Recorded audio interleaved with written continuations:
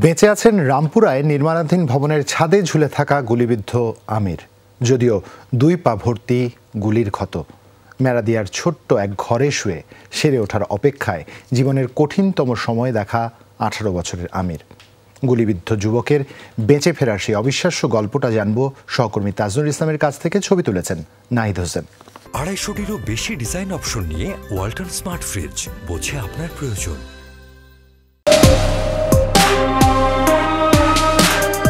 আটকে উঠেছিল সবাই, ওঠারই কথা। পুলিশের মুহুর্মুহু গুলি থেকে বাঁচতে প্রাণান্ত চেষ্টা ছিল তার। এমনকি নির্মাণাধীন ভবনের ছাদে লুকিয়েও গুলি থেকে রক্ষা হয়নি তার। 19 জুলাই উত্তাল ছাত্র জনতার আন্দোলন চলাকালে গুলিবিদ্ধ এই যুবক আমির হোসেন। মেরাদিয়ায় বসবাস করা এই সাহসী আমির কাজ করেন কফি শপে। বলছিলেন ভয়াবহ সেই স্মৃতি। বাসায় ফিরতেছিলাম, তারপর হঠাৎ করে আর কি গ্যাঞ্জামের মাঝখানে ঘুরে যায়। রাস্তা ওঠার পরে আর কি 2 সাইডে বিজিবির গাড়ি, পুলিশের গাড়ি আসতেছিল। সেই ভয়ে যায় আর কি আমি ছাদের উপর উঠছিলাম, বিল্ডিংয়ের ছাদের উপরে ওঠার পর তারপরে মনে করেন পুলিশ আমার পিছনে আর কি দৌড়াই গেছে, যাই বলতেছে জাপ দেওয়ার জন্য। আমি জাপ না দিয়ে আর কি ঝুলেছিলাম। তারপর উপর থেকে গুলি করতেছে আর ভয় দেখাইতেছে যেন জাপ দেওয়ার জন্য। আমি জাপ না দিয়ে ঝুলেছিলাম, আর একটা পুলিশ আর কি 3 তলায় যে আমাকে গুলি করছে পায়ে। এখনও সেই বিভৎসতার ছাপ তার চোখে মুখে। বলছিলেন 6 রাউন্ড গুলি করা হয়েছিল তাকে। যে সময় গুলি করতেছে আমার, সেই সময় আমার শরীর হাত পা আর কি সব অবস্থা হয়ে গেছে যে আমি আর বাইচা ফিরতে পারবো না। তারপরও 3 ঘন্টা ছটফট করতেছি, তারপরে আর কি পানি করে চিৎকার করতেছি, পরে যে বাইরে গিয়ে আমাকে উদ্ধার করছিল। আমিরের বয়স সবে 18 পেরিয়েছে, যদিও তাকে ধরতে হয়েছে সংসারের হাল।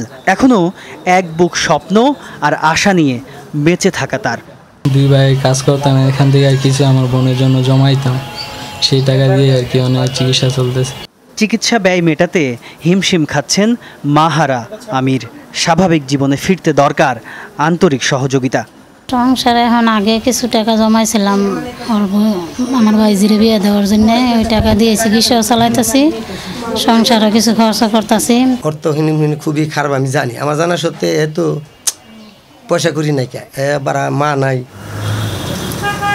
এই যে নির্মাণাধীন যে ভবন, এই ভবনের 4 তলায় 19 জুলাই বিকেলে আশ্রয় নিয়েছিলেন আমির হোসেন। পুলিশ তাকে লক্ষ্য করে 6 রাউন্ড গুলি ছোড়ে।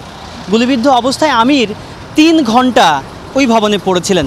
পরে একজন পথচারী তাকে উদ্ধার করে এই হাসপাতালে নিয়ে আসেন। আমি ওনাকে আস্তে আস্তে কাঁধে উঠাই, দেখি যে উনি চোখ মুখ বন্ধ করে দিয়েছে, উনি মারা যাচ্ছে। আমি ওনার গালের মধ্যে থাপুর দিই যেন অ্যাটলিস্ট একটা কি হইলে ব্যথা পাইলে উনি যেন চোখটা অন্তত খোলা রাখে।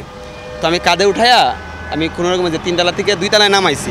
সেদিন আমিরকে উদ্ধার করা এই ব্যক্তির অভিযোগ, ভয়াবহ সেই বিপদেও গড়িমসি করেছে মেরাদিয়ার ফেমাস হাসপাতাল। ঢাকা মেডিকেলে যাওয়ার আগে গুনতে হয়েছে মোটা অঙ্কের বিল। তাজনুল ইসলাম, যমুনা নিউজ, ঢাকা।